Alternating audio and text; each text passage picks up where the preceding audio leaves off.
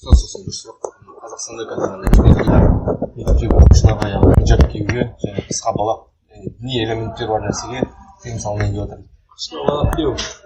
Сол енді балдар бар бүкіл сосын хиджаб оқу орындары ғой, мектеп және колледж. сондай Үш жердегілер Еп жатыр ма жоқ? 14 январда уже несі күшіне енеді. Заңға. Соған кері қазір бауырлар министерствоға жаңа жазып жатыр. Бұл конституцияның заңына қатысты келмейді. Алла субханаху ва тағала бұны 1400 жыл бұрын заң шығарып қойған.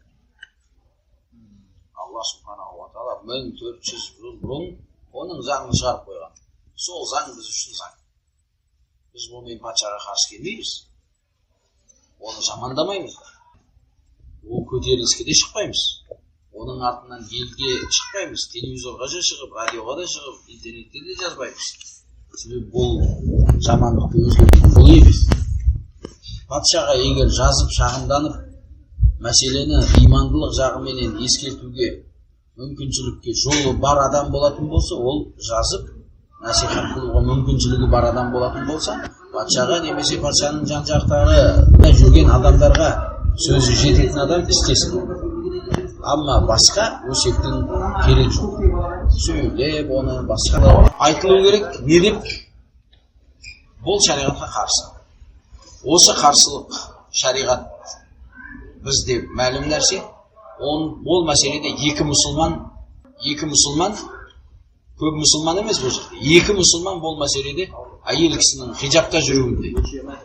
Екі мұсылман екі сөз айтпайды, әдетте, мәлім нәрсе. Сол үшін бұл мәселеде хилаф болмау керек. А мектеп егер мәжбүрлесе, сабыр ету керек. Түсінікті ме жоқ? Қарсылық қылса, сабыр ету керек. Бұл да не қылады? Алла субханаху ва тағала уақыты менен адамдарда болған имандылыққа жараса, оларға емтиханды қаттылау қыла береді. Түсінікті ме жоқ?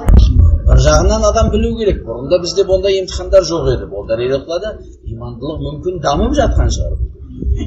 Алла субханаху ва тағала біздің иман иелеріміз, бауырларымыз, өзімізді имандылық жағынан азғантай бір қаттылықпенен емтихан қылмақшы. Қан не істейді екен? Таухидта, сүннетте, иманда жүрсең, әсел жалап жүресің деген нәрсе жоқ. Гүл бақшаның арасында салқынданып жүретін деген нәрсе жоқ. Бір жақсылықпен, бір жамандықпен тексереді Алла. Осындай жағдай келіп қалған шығар, қайдан білесің? Осындай бір жағдай азғантай, мынандай болып өтіп кетеді, сол уақытта құлап қаласың. Солай ма жоқ? Өткенде бір 2-3 жыл бұрын бұндай мәселелер шықты. Бір көтерілді, адамдар орамалдарын шешетіндері болды, қыздарым да орамалын шешіп тастады, әйелдері жұмысханадан әйелдері орамалдан шешіп тастады. 1, 2, 3 ай, 4 ай, ұзағымен 6 ай бүйтіп шум көтеріліп жүрді. Қалай болған болса, солай қалды адам. Солай ма? Бірақ адамдар осы жерде екіге бөлініп қалды. Емтиханнан құлағандар, емтиханда сабыр етіп, азғантай қиыншылықпенен Аллахтың жеңісіне жеткен адамдар.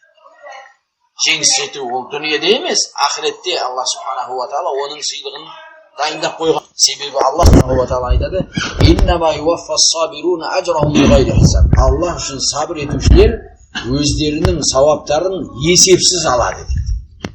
Сен мынау намаз оқысаң мынандай әжір, ораза не қылсаң, зекет қылсаң мынандай жоқ.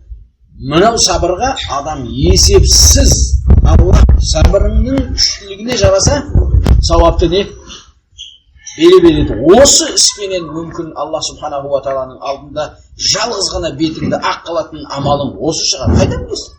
Осы менен сен жәннатқа кіретін шығарсың. Түсінікті ме? Намазың мен емес. Білеміз бәріміз намазымызда қанша кемшілік бар, оразамызда қанша кемшілік бар, әке-шешемізге болған қызметімізде қанша, бар ғой. Мүмкін осы амалыңмен Алла субханаху ва тағала сені өз рахметіне алады шығар. Осы амалдың артынан кейін басқа амалдарың жөнделіп кетеді шығар. Қайдан білесің?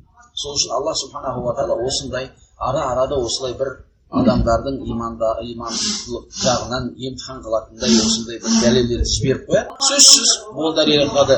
Адамдардың шайтандары да, жындардың шайтандары да ұйықтап жатқан жоқ. Сендер де ұйықтап қалмаңдар. Себебі олар азан кеш неде?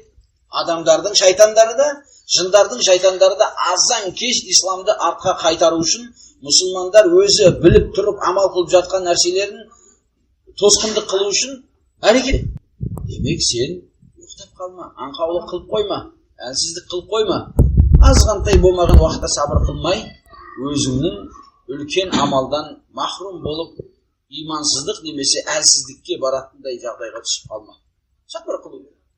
Бірақ артынан патшаға да, өкіметке де, басқаға да өсек айтып, сөз айтып, жамандап, болар анандай мынандай. Қоя бер. Аллах оларды бізбен емтихан қылады, бізді олармен емтихан. Түсінікті ме жоқ па? Аллах оларды бізбен, бізді олармен емтихан қылады. Қаны олар қашанға шейін барады екен, сен қалай қашанға шейін барады екенсің. Түсінікті ме жоқ па? Сабыр ету қалай болады?